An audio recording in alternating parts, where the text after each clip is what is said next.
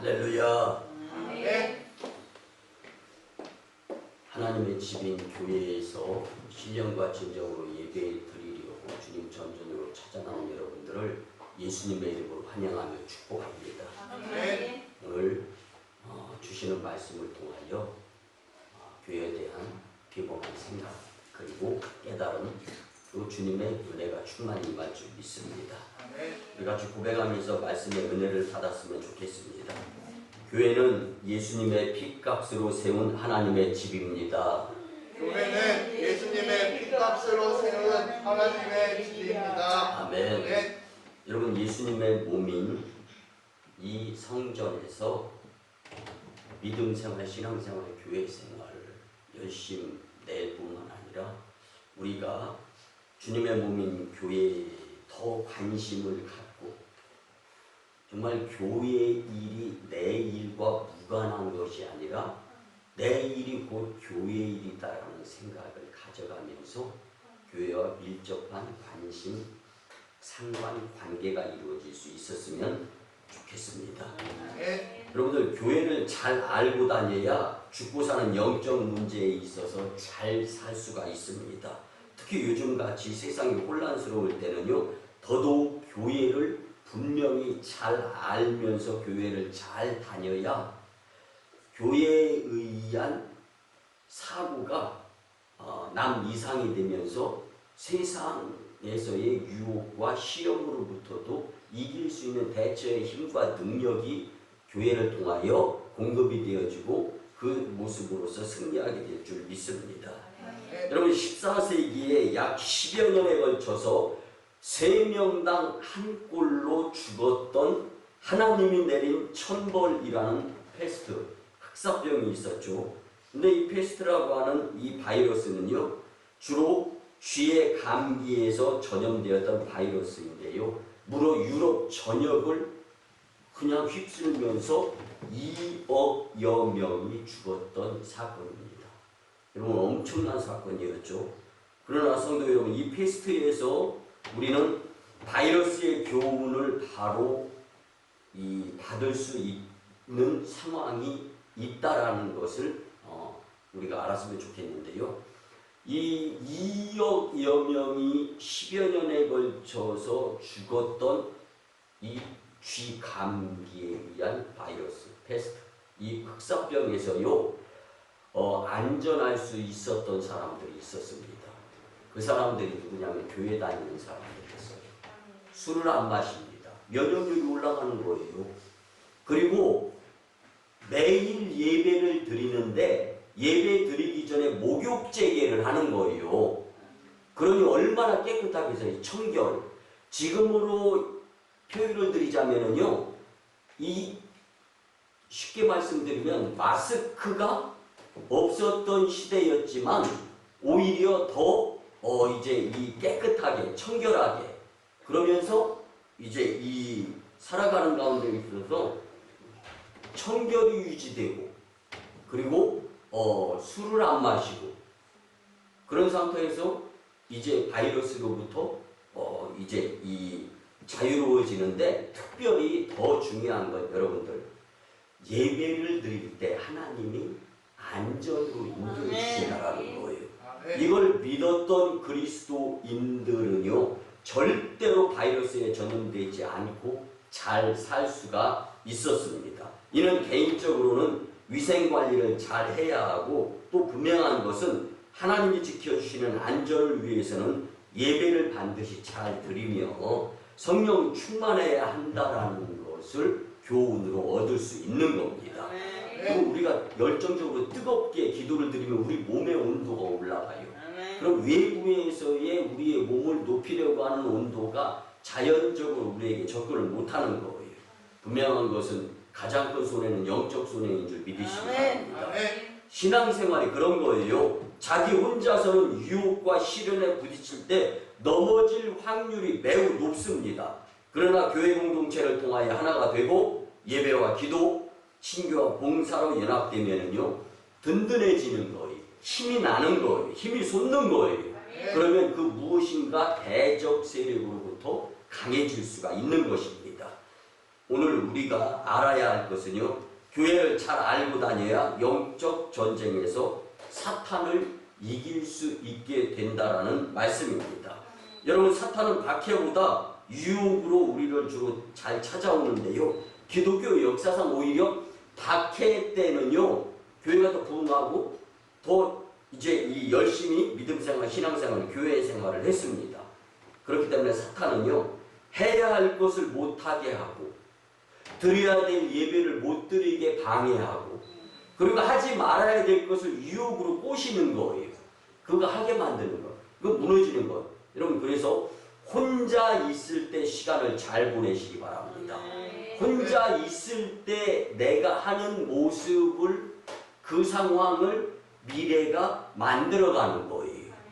그래서 우리는 정말 사탄의 유혹에 넘어가지 않고, 그리고 우리가 믿음으로 승리하기 위해서는 말씀 중심으로 교회 생활을 잘 해야 한다는 말씀입니다. 여러분, 오늘은 하나님께서 우리에게 주신 주님의 몸인 교회란 무엇인가에 대해서 우리가 함께 말씀을 나눌 텐데요. 교회는 헬라어로 에클레시아라고 합니다. 이 에클레시아라는 뜻은요, 그리스도를 머리로 하는 성도들의 공동체다라는 거예요. 여러분, 교회 이런 생각 가지고 오세요. 교회 오면은 예수님 만난다, 예수님 몸 안에 내가 퐁당 빠진다, 이런 생각 필수입니다. 그것이 없으니까 교회가 멀어지는 거예요. 예배를 못 드리는 거예요. 세상이 더 중요해지는 거예요. 교회를 가장 잘 정리한 존 켈빈이라는 이 신학자는요, 하나님이 세우신 그리스도의 몸이다, 이게 교회다라고 정리를 했습니다. 이제 오늘 말씀을 통하여 교회가 뭔가, 교회가 무엇인가, 나는 교회관을 어떻게 생각하면서 교회를 다니고 있는가, 이거 다시 정리했으면 정말 좋겠습니다. 그래서 코로나 시대가 오히려 나를 천국 가게 하는구나, 더 깨닫게 하는구나, 교훈을 느끼게 해주시는구나, 이걸 절실히 느끼는 말씀이었으면 참 좋겠습니다. 첫째는요, 교회는 살아있는 공동체입니다. 오늘 본문 15절 그리고 16절에 보면, 오직 사랑 안에서 참된 것을 하여 범사에 그에게까지 자랄지라. 그는 머리니 곧 그리스도라. 그에게서 온 몸이 각 마디를 통하여 도움을 받음으로 연결되고 결합되어 각 지체의 분량대로 역사하여 그 몸을 자라게 하여 사랑 안에서 스스로 세우느니라. 아멘. 이 말씀에 보면 세 가지 강조되어지는 단어가 있습니다. 첫째는 머리, 둘째는 몸, 그리고 셋째는 지체라는 단어입니다. 여러분, 머리와 몸과 지체가 하나가 이루어지면 인격체라고 국어사전이 말해줘요. 근데 여러분, 그래서 교회는요, 살아있는 인격체인 거지 건물이 아니라는 것을 우리는 분명히 알아야 됩니다. 그래서 골로새서 1장 18절에 보면, 그는 몸인 교회의 머리시라. 아멘. 여러분, 그리스도는 교회의 머리라고 성경은 분명히 말씀해주고 있습니다. 교회의 머리는 오직 예수님이고 교회의 몸은 성도들이며, 성도 한 분 한 분은 지체에 속한다고 오늘 본문 15절 이하에서 계속적으로 말씀해주고 있습니다. 그런데 코로나19 시대인 요즘 부쩍 예수님의 몸인 교회의 흠집과 상처를 내는 목사, 성도, 정부 관계자, 대통령, 이거는 뭐 무슨 구분이 없어요. 교회의 몸, 예수님의 몸의 흠집 상처내는 자들이, 여러분, 우리가 이걸 오늘 깊이 깨달았으면 좋겠어요. 그래서 미국 켈빈 신학교 교수였던 R.B. 카이퍼 박사는요, 교회의 상처를 내는 것은 곧 예수님의 몸에 상처를 내는 것이다 라고 정리를 했습니다. 여러분, 요즘 하나님 무서운 줄 모르고 교회에 상처를 내는 사람들이 부쩍 늘어나고 날뛰고 있어요. 단독 목회하다가 전 충신대학교와 대신대학교 총장을 지낸, 그리고 지금은 은퇴한 정성구 박사님이 처음 한 간증이에요. 그렇게 책을 많이 썼어요. 그렇게 신학자로서 유명하고 설교를 많이 했어요. 근데 이제는 함구하지 말고 밝혀야 될 때가 되었다라고 소책자를 했어요. 처음 실은 거예요. 저도 처음 읽어본 간증이에요. 들어보세요. 1967년에 농촌의 열악한 환경과 허술한 예배당에서 처음 개척 목회를 시작할 때가 있었습니다. 당시에는 교회들이 대개 가난해서 땅 부자에게 땅을 빌려서 교회를 짓고 1년치씩 토지세를 바쳤습니다.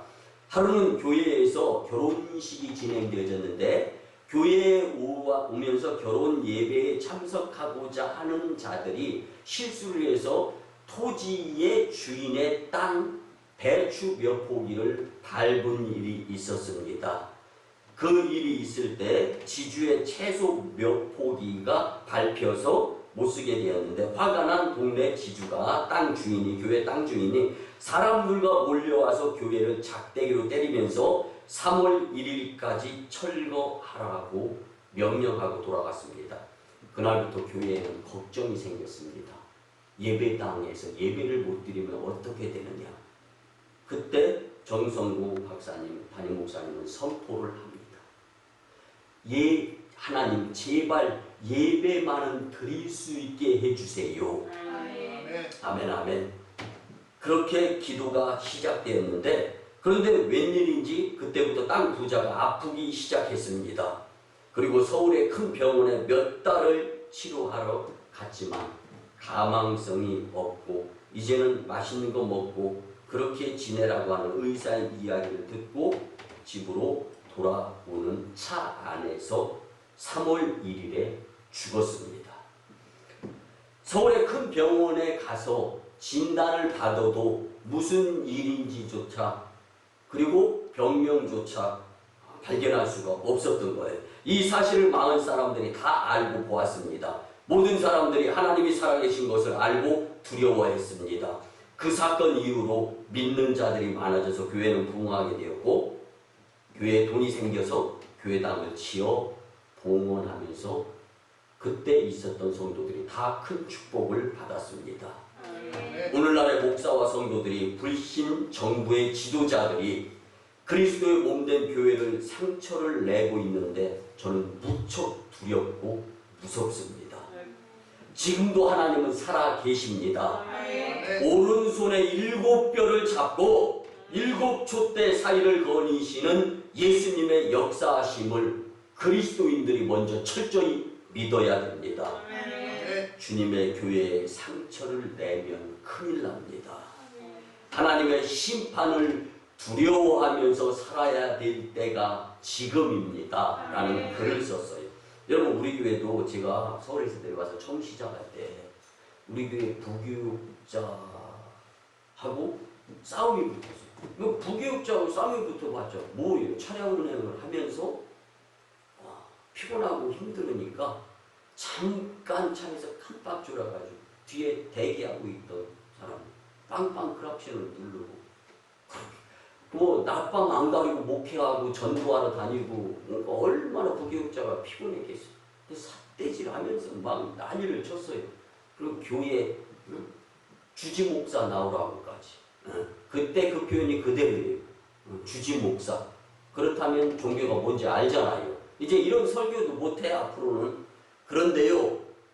그렇게 되고 나서 그날 저녁 때 팔이 부러져가지고 장현진 정형외과에 가서 입원해 있는 모습을 저는 그리고 우리 교회 그 당시 성도는 분명히 볼 수가 있었습니다. 사랑하는 성도 여러분, 교회는 살아있는 공동체예요. 교회 안에 예수님이 살아 계십니다.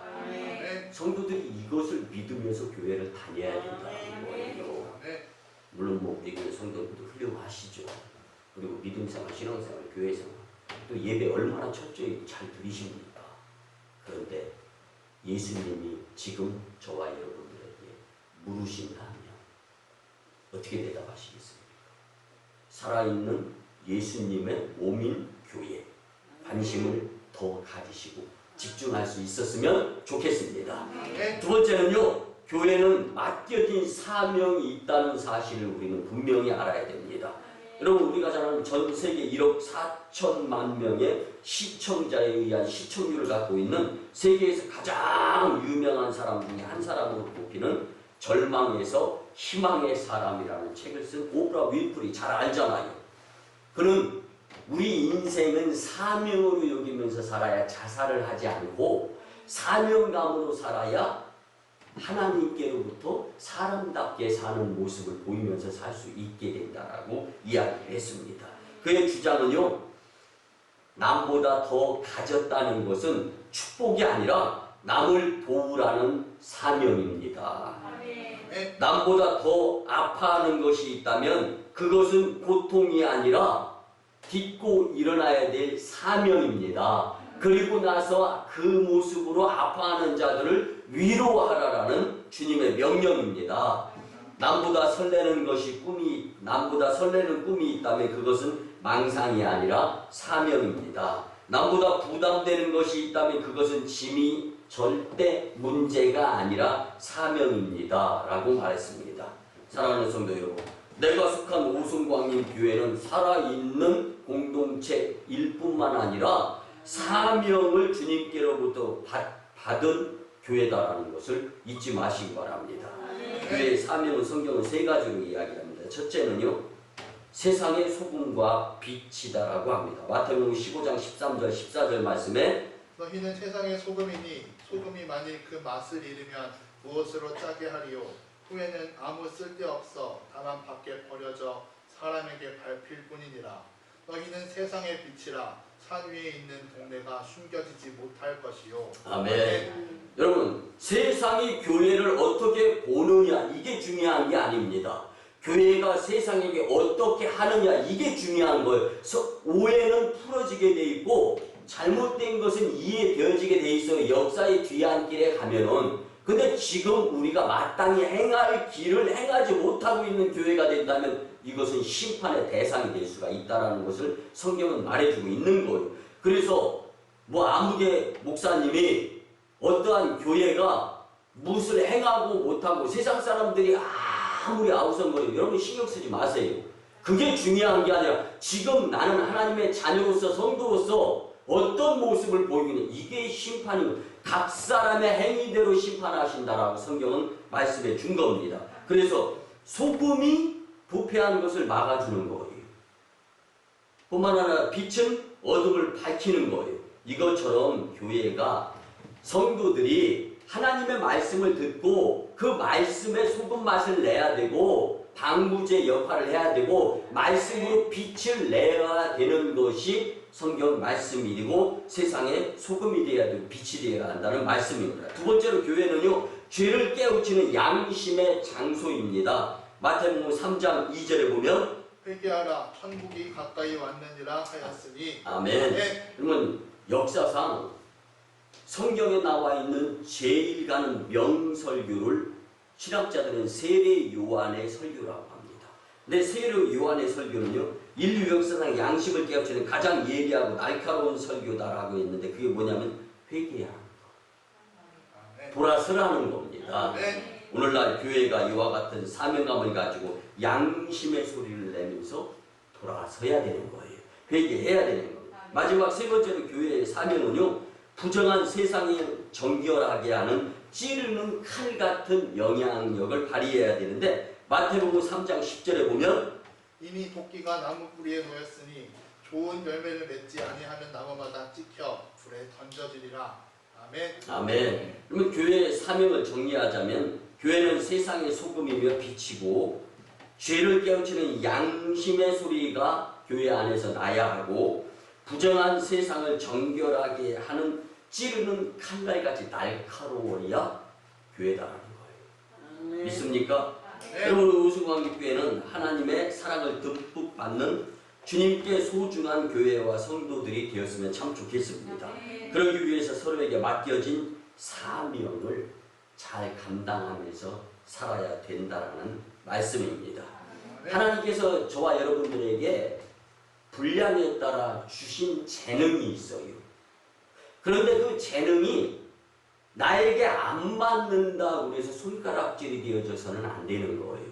어떤 면에서는 하나님께서 그 모습으로 행하면서 찔림도 당하고 어려움도 당하고 낙심도 되지만 그 가운데에서 또 믿음이 성장 성숙되어질 수 있는 훈련도 될 수 있다는 거예요. 그래서 여러분 나를 보아야지 주변을 봐서는 안 되는 거예요. 이런 교회적 사명을 놓고서는 여러분 아직도 우리 교회는 해야 할 일이 많은 영적으로 배고픈 교회다라는 것을 기억하시면서 하나님께서 나에게 사명으로 주신 것들을 뒷짐지고 게으름 부리고 좀 더 자자, 좀 더 눕자의 모습이 아니라 믿음의 충성자들이 되었으면 참 좋겠습니다. 마지막 세 번째, 교회에는 기능이 있다라는 것을 잊지 마시고 사셨으면 참 좋겠습니다. 여러분 제가 한때는요 벌에 빠져서 벌을 보면서 벌벌 떠는 것이 아니라 참 많은 교훈을 받았을 때가 있는데요. 그래서 벌에 대해서 제가 책을 몇 권을 읽어봤어요. 그리고 얻은 교훈을 간단하게 설명을 드리자면요. 여러분 벌은 수명이요 딱 6개월입니다. 6개월 살고 죽어요. 근데 6개월 동안 어쩌면은 우리 인간의 인생보다도 더 협력도 잘 되고 더 공동체 생활도 잘하고 정말 그 6개월 동안 의미 있는 그러한 그 생을 사는 것이 벌이에요. 그래서 열심히 일하는 벌들에게서 인생의 위대한 교훈을 배울 수가 있는데요. 여러분 건강하지 못한 유충이 있으면요 건강한 벌이요 자기가 먹었던 꿀을 토해가지고 그 건강하지 못한 유충을 먹여 살려요. 그러니까 의사야 어떤 면에서는 건강한 벌이 그리고요 먹이가 부족하면은요 그 벌통 안에서 밖으로 나가지 못하고 그 안에 갇혀 있는데 먹이가 없잖아요. 그러면 공평하게 나누어서 그 벌통 안에 있는 꿀을 다 먹은 다음에 똑같이 죽습니다. 이게 벌이에요. 여러분 우리를 오송광림재단 예수님의 몸 안에서의 한 배를 탄 식구입니다. 우리 죽어도 같이 죽어야 된다는 생각을 가져야 된다는 거예요. 근데 여러분들은 어디서 살고 있어요 지금? 죽어도 같이 죽어야 된다는 것이 교회라면 살아도 같이 살아야 되는 것이 교회입니다. 여러분 벌통에 적이 한번 들어와 봐요. 먼저 발견한 벌이요 뾰 너무 날아가가지고 박 쏴서 적을 죽입니다. 그리고 벌꿀은 죽어요. 이게 바로 그러니까 전쟁해야 될 상황에서는요 당신 먼저 앞서세요. 이게 아니에요. 내가 희생하는 거예요. 그럼 어느 면에서 벌은 인간보다 더 철저한 공동체적인 책임을 잘 지면서 살아가고 있는 것이 벌들의 세계인데 이같이 교회도 서로 돌보며 섬김과 봉사로서 공동체적인 책임을 지면서 교회가 무슨 일이 있는지 교회에 어떤 기도의 제목이 있는지 관심을 가지면서 교회의 기능 역할을 잘 감당했으면 참 좋겠습니다. 여러분 저의 유소년 시절의 교회의 당시 상황을 잠깐 말씀을 드리면요. 교회의 중직자들은요, 직분자들은요, 교회에 하루에 두세 번은 불러서 교회 안팎을 둘러보고 했어요. 또 교회에 문제가 있으면 담임 목회자와 함께 상의를 하는 일이 비일비재했습니다. 그때 한국교회와 우리나라는 하나님의 축복을 받아서 부흥하고 이렇게 잘 사는 나라가 됐어요. 그러나 오늘날의 교회와 성도들의 관계를 한번 생각해 보시기 바랍니다. 교회에 무슨 문제가 있는 줄도 모르고 어쩌면 교회에 관심조차도 없으며 오직 나만 힘들어요. 내 일 때문에. 내 문제만 해결해 달라고 예수님께 기도하고 있는 나의 모습은 아닌가 한번 생각해 보시기 바랍니다. 그러니까 하나님이 원하시는 기도를 못 드리게 되는 거예요. 여러분 믿음의 신앙의 성장 성숙된 모습을 그럴듯하게 주님께 보일 수 있는 이왕에 주님이 우리에게 이 말씀을 주신 것은 기회를 주신 것이지 탓하려고 하시는 것이 아니라는 것을 깨달아가면서 오늘 말씀을 통하여 교회에 내가 행해야 될 이 펑션, 기능이 무언가 오늘부터 교회에 남 이상의 관심을 좀 더 가졌으면 참 좋겠습니다. 네. 여러분 교회에는요 4대 기능이 있다라고 성경은 말해줍니다. 첫 번째는 예배, 두 번째는 전도, 세 번째는 친교, 네 번째는 봉사입니다. 구분해서 보면 첫째 예배는요 로마서 12장 1절 말씀에 그러므로 형제들아 내가 하나님의 모든 자비하심으로 너희를 권하노니 너희 몸을 하나님이 기뻐하시는 거룩한 산 제물로 드리라. 이는 너희가 드릴 영적 예배니라. 네. 여러분 영적 예배니라. 이 예배가 교회의 1차적인 역할이에요. 근데 교회는 있는데 예배는 안 드려. 성경 말씀에 위배되어지는 거예요. 이게 문제입니다. 이게 영적 타락인 거예요. 그래서 예수님은 예배하라고 하셨고 예수님 스스로가 예배자가 되셨습니다. 뭔 걱정이에요? 예수님 몸 아닌데 그걸 못 믿는 것이 걱정이죠. 두 번째, 전도이자 선교인데요. 마태복음 28장 19절 20절에 보면 그러므로 너희는 가서 모든 민족을 제자로 삼아 아버지와 아들과 성령의 이름으로 세례를 베풀고 내가 너희에게 분부한 모든 것을 가르쳐 지키게 하라. 볼지어다 내가 세상 끝날까지 너희와 항상 함께 있으리라 하시니라. 아멘 아멘. 그러므로 너희는 가서 모든 민족으로 제자를 삼으라고 했어. 아버지와 아들과 성령의 이름으로 세례를 주라고 했어. 내가 분부한 이 모든 것을 가르쳐 지키게 하라고 했어. 그런 자들과 내가 항상 함께 하리라 하시니라. 네. 왜 주님이 내 기도가 주님의 뜻과 불일치가 이루어져요? 주님과 함께하지 못하기 때문에. 여러분 기도가 응답이 안 되는 것이 아니에요. 응답이 안 되게 기도하니까 문제일 수 있는 거죠. 하나님의 뜻과 내 뜻이 일치만 되어져 봐요. 응답은 100%입니다. 네. 그래서 우리는 여러분들이 드리는 예물이 인도도 가고 태국도 가고 중국도 가고 북한도 가면서 전도가 되고 선교가 되는 거예요. 지역사회도 섬기는 거예요. 그래서 여러분 오솔방님 교회 성도님들은요 정말 하나님의 큰 일을 감당하시는 분들임을 저는 확신을 가지고 믿으면서 기도를 드리는 거예요.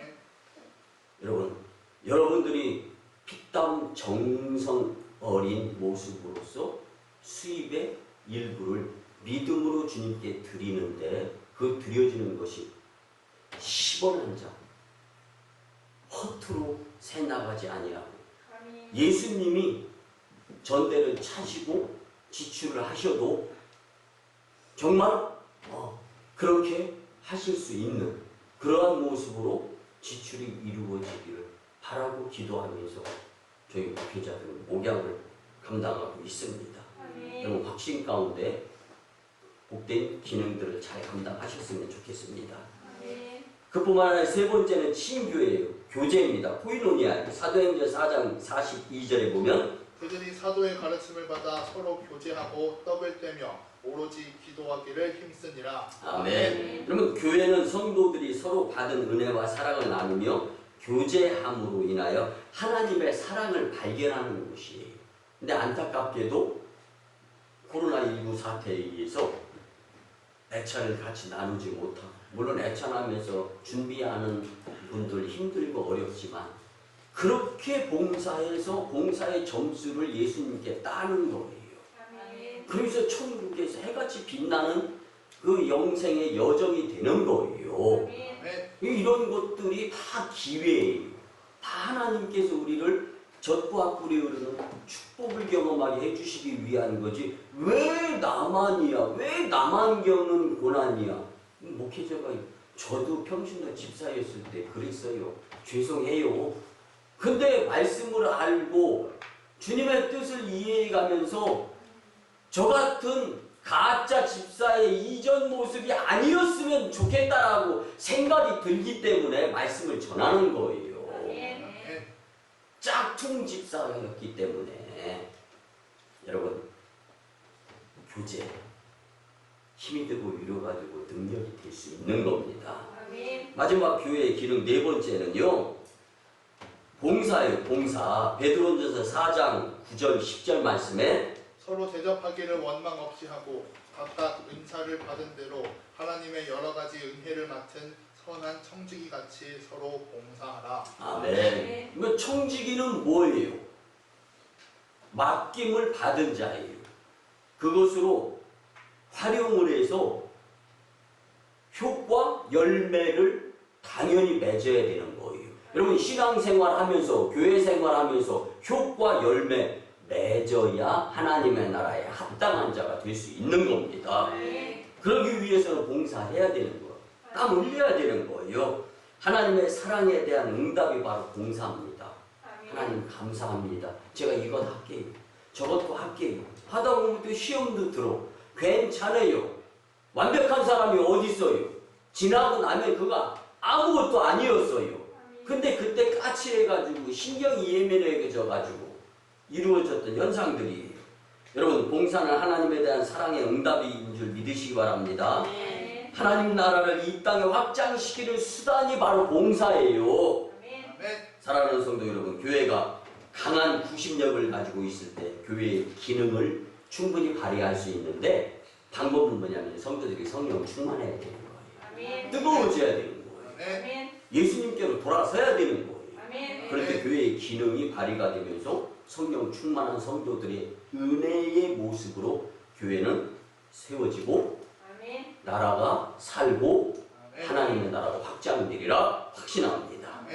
그러기 위해서 교회가 약해져서는 안 되는 거예요. 성도가 믿음이 떨어져서는 안 되는 거예요. 그리고 교회의 능력이 성령님께로부터 전달이 되어지는데 뭉쳐야 되는 거예요. 뭉쳐야. 하나가 되어져요. 지금 코로나 시대에 흩어져야 산다고 하는데, 여러분, 사람이 살기 위해서 힘이 작용하기 위해서는 뭉쳐야 되는 거예요. 그래서 성경 사도행전 1장 8절에 보면은 오직 성령이 너희에게 임하시면 너희가 권능을 받고 예루살렘과 온 유대와 사마리아와 땅끝까지 이르러 내 증인이 되리라 하시니라. 아멘. 오직 성령이 우리에게 임하면 너희가 권능을 받는다는 거예요. 그리고 예루살렘, 사마리아, 땅끝까지 이르러 증인이 된다는 거예요. 여러분, 증인은 뭐예요? 증언이 할 말이 있어야 증인이에요. 할 말이 없어. 예수님에 대해서, 교회에 대해서. 사랑하는 성도 여러분, 우리 오성광리교회가 지금 하나님의 힘을 공급받기 위해서 성도가 성령 충만함으로 교회의 기능이 더 활발하게 활성화되어질 수 있었으면 참 좋겠습니다. 말씀의 결론을 드리는데, 여러분, 하나님께서는요, 우리 오성광리교회를 통하여 하시려, 이루시려 하시는 일들이 참 너무 많아요. 우리 오성광리교회는 살아있는 교회 공동체인 줄 믿으시기 바랍니다. 하나님께서 맡겨주신 일들이 참 많아요. 뒷짐지고 게으름 부리고 늦장 부려야 될 교회의 성도들이 아니라는 거예요. 우리에게 5대 사역이 있어요. 교정사역.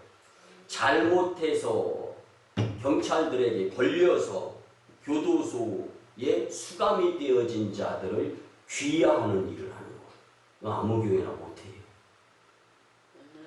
성령 충만해야 할 수 있는 거예요. 기도해야 할 수 있는 거예요.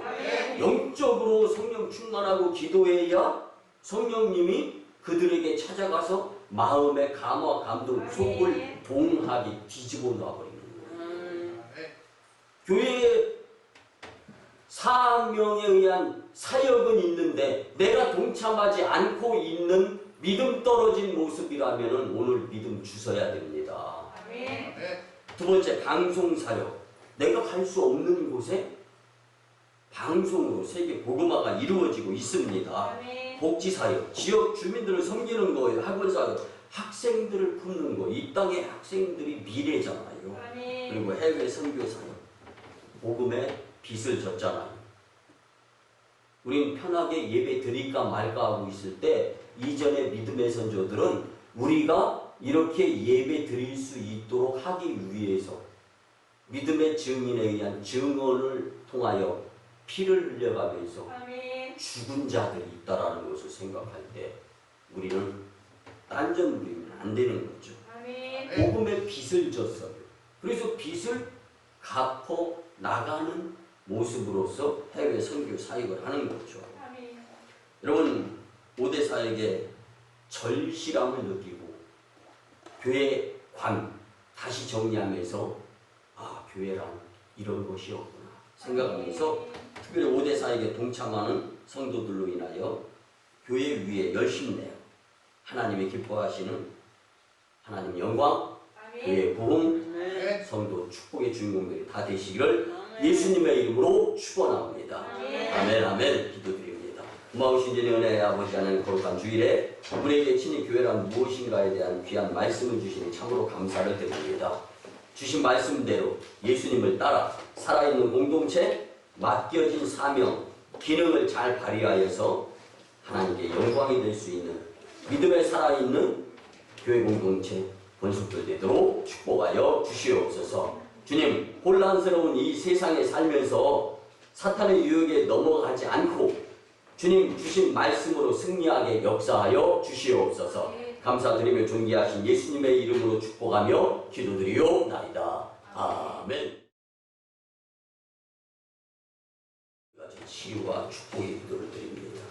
주님 이 시간 우리가 먼저 성령 충만하고 하나님께는 치료받는 광선이 있음을 믿고 그 하나님께서 우리에게 치료하는 광선을 발하여 주실 줄 믿으며 또한 포로된 자가 자유케 되며 눌린 자가 갈망도 병든 자가 고침받고 귀신을 내어 쫓으시며 부족한 자를 풍족케 하시고 문제를 해결해 주시는 주님의 권세를 능력을 믿고 아픈 부위에 손을 얹고 예수님의 피 묻은 손으로 안수받는 심정으로 마음에 손을 얹었습니다. 이제 내가 나사렛 예수 그리스도의 이름으로 명하노니 질병, 병마, 어둠의 기운, 갖가지 문제 하나님의 뜻과 일치되어서 떠나가고 물러갈지어다. 이제 우리 구주 예수 그리스도의 크신 은혜와 하나님 아버지의 만극하시고 극진하시고 무한하신 사랑하심과 성령님의 감화, 감동, 교통, 역사하심이 주신 말씀대로 교회란 무엇인가 이 말씀대로 살고자 다짐하며 세상으로 파송받는 성도들의 가정과 직장과 일터와 사업장 위에 1호 선교지 인도와 태국 땅, 2호 선교지 중국 땅, 광동 성 해주, 3호 선교지 북녘 땅 선교 사역과 남북 평화 통일과 세계 복음화 위에 이 나라의 정세 위에 코로나19 종식 위에 이제부터 영원토록 함께 하옵시기를 간절히 축원하옵나이다. 아멘.